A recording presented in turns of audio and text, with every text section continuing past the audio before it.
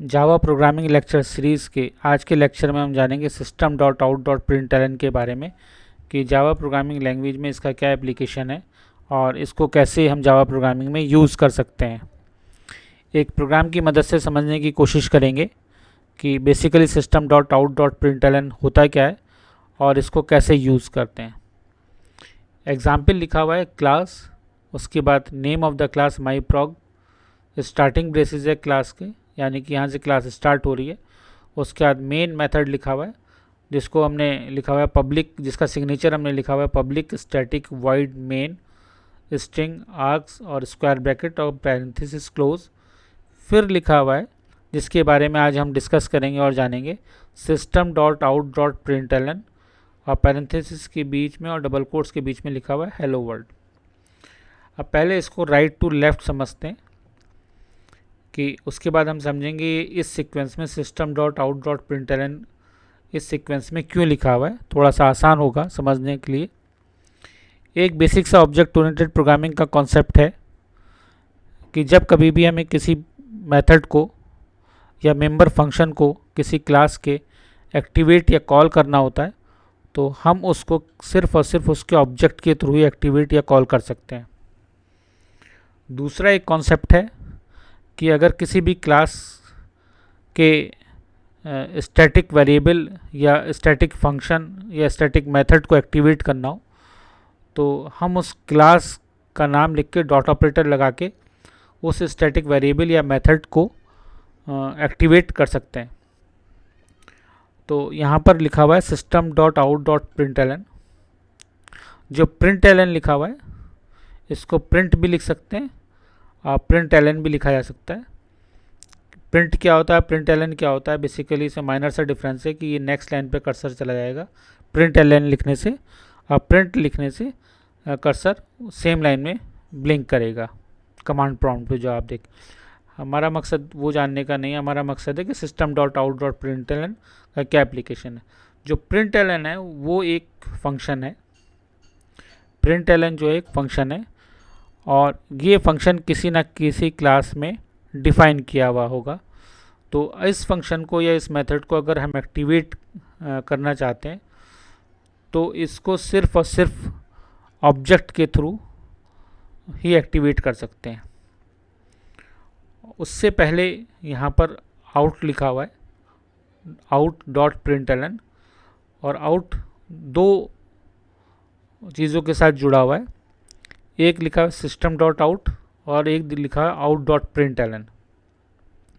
तो अभी एक कॉन्सेप्ट हमने डिस्कस किया था कि जब कभी भी हम किसी स्टैटिक वेरिएबल या स्टैटिक मेथड को किसी क्लास के एक्टिवेट या कॉल करना चाहते हैं तो उस क्लास का नाम लिख के डॉट ऑपरेटर लगा देते हैं।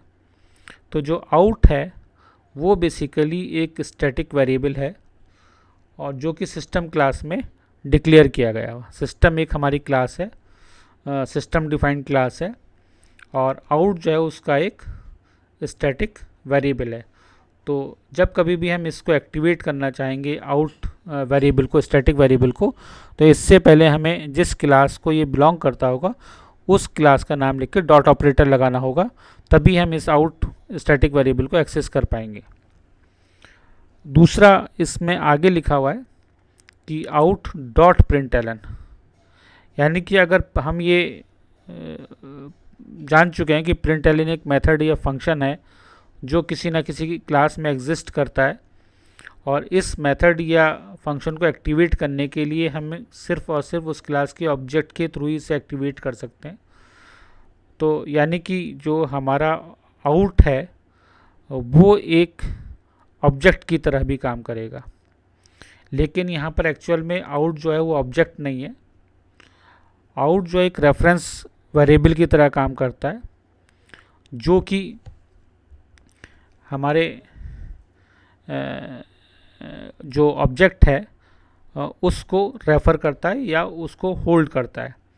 बेसिकली टेक्निकली वो उस ऑब्जेक्ट के एड्रेस को होल्ड करके रखता है और उस एड्रेस को होल्ड करके रखने की वजह से ही यहाँ पर आउट डॉट प्रिंटलन लिखते हैं।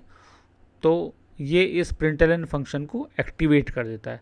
और println फंक्शन का बेसिक यूज़ है कि इसमें जो भी हम आर्गुमेंट पास करेंगे, this println function is responsible to print that argument which is pass to it.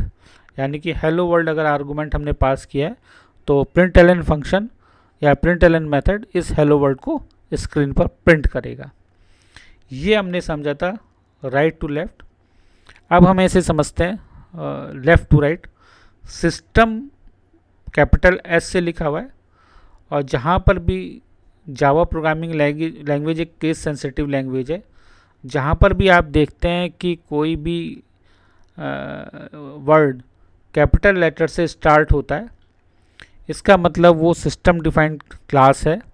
जैसे ऊपर आप देखेंगे स्ट्रिंग करके लिखा हुआ है, उसका एस कैपिटल है और यहाँ पर सिस्टम का एस कैपिटल है। ऐसे ही हमने जो क्लास बनाई है उसका एम कैपिटल है। तो यहाँ पर सिस्टम एक क्लास है।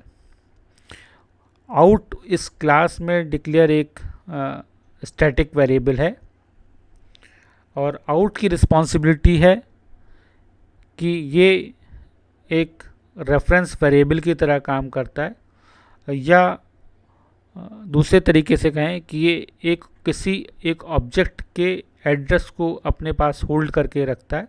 जैसा कि हम पॉइंटर्स में देखते थे कि पॉइंटर्स की रिस्पॉन्सिबिलिटी होती थी कि वो किसी दूसरे वेरिएबल का एड्रेस स्टोर करके रखता है, लेकिन एज सच ये एक पॉइंटर नहीं है, ये एक रेफरेंस वेरिएबल है जो किसी ऑब्जेक्ट को रेफ़र करता है। और उसी वजह से यहाँ पर डॉट ऑपरेटर लगाकर हमने println फंक्शन को कॉल किया है। यहाँ पर लिखा हुआ है डिटेल में, system is a class and defined in Java dot lang package, कि सिस्टम एक क्लास है जो जावा डॉट लैंग पैकेज में डिफाइन है। Out is a reference variable that holds the object of the print stream class. दूसरे शब्दों में हम कह सकते हैं we can say that refer out is refer to a object of print class, और हम कह सकते हैं instance of print stream type. This is a public static member of system class. यानी कि हम इसको कह सकते हैं आउट एक रेफरेंस वेरिएबल है जो प्रिंट स्ट्रीम क्लास के ऑब्जेक्ट को होल्ड करके रखता है या इस ऑब्जेक्ट को रेफ़र करता है, और दूसरे शब्दों में कह सकते हैं कि ये प्रिंट स्ट्रीम टाइप का एक इंस्टेंस है, instance of print stream type. और इसके अलावा इसकी जो प्रॉपर्टीज़ हैं, ये पब्लिक है, स्टैटिक मेंबर है सिस्टम क्लास का। और लास्ट में println या print आर द फंक्शंस और method use to print the argument that is passed to it. ये हमारा नोटपैड हमने यूज़ किया है, उसी प्रोग्राम को यहाँ पर कोडिंग में लिखा है, उसका कोड लिखा है। अब इसी प्रोग्राम को यहाँ पर हमने import java.io.star करा है। क्लास का नाम लिखा है myprog, मेन मेथड लिखा public static void main string args, फिर लिखा है system name of the class dot static variable that is the instance of the print stream class और that holds the address of object of print stream class, और last में println method, और ये इसमें एक आर्गुमेंट पास किया जो इसको प्रिंट करेगा। अब इसी प्रोग्राम को हम यहाँ पर एग्जीक्यूट करके देखते हैं कि कैसे एग्जीक्यूट होता है। यहाँ पर हमने लिखा है जावा सी myprog.java, इसको यहाँ पर कंपाइल किया अपने प्रोग्राम को, और फिर हम जो बाइट कोड हमें मिला होगा myprog.class नाम से फाइल मिली होगी, उस फाइल को हम रन कर रहे हैं, तो यहाँ पर हेलो वर्ल्ड प्रिंट होके आ रहा है। तो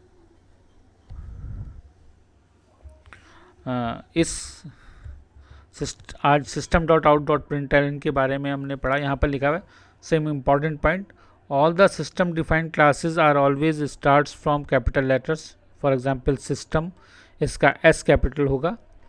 all the static variable and functions are accessible through class name with dot operator. यानी कि सिस्टम डॉट आउट, यानी कि out is a static reference variable. तो यहाँ पर अगर हम इसको एक्सेस करना चाहते हैं तो हमें लिखना पड़ेगा नेम ऑफ द क्लास जहाँ पर इसको डिक्लेयर किया गया है जिस क्लास में, और उसको डॉट ऑपरेटर लगा के name of the static reference variable. और लास्ट में लिखा है ऑल द मेथड्स और functions are only accessible through the object of the class. यहाँ पर लिखा है क्योंकि ये रेफरेंस वेरिएबल जो है हमारा आउट, ये होल्ड करता है ऑब्जेक्ट, यानी कि the println function is accessible through the reference variable out that is instance of the print stream class and holds the object of the concern class. तो ये ऑब्जेक्ट होल्ड करके रखता है, और ऑब्जेक्ट होल्ड करके रखता है तो इसी वजह से हमने यहाँ पर आउट डॉट println लिखा है, और ये println मेथड को एक्सेस कर देता है या एक्टिवेट कर देता है, जो कि जो भी आर्गूमेंट इस मेथड में या फंक्शन में हमने पास किए होते हैं उस आर्गूमेंट को प्रिंट कर देता है। तो आज के लेक्चर में system dot out dot println के बारे में था। अगर आपको ये लेक्चर अच्छा लगा हो तो इसको लाइक करिए, सब्सक्राइब करिए और अपने फ्रेंड्स के साथ ज़रूर शेयर करें। Thank you very much. Thanks a lot.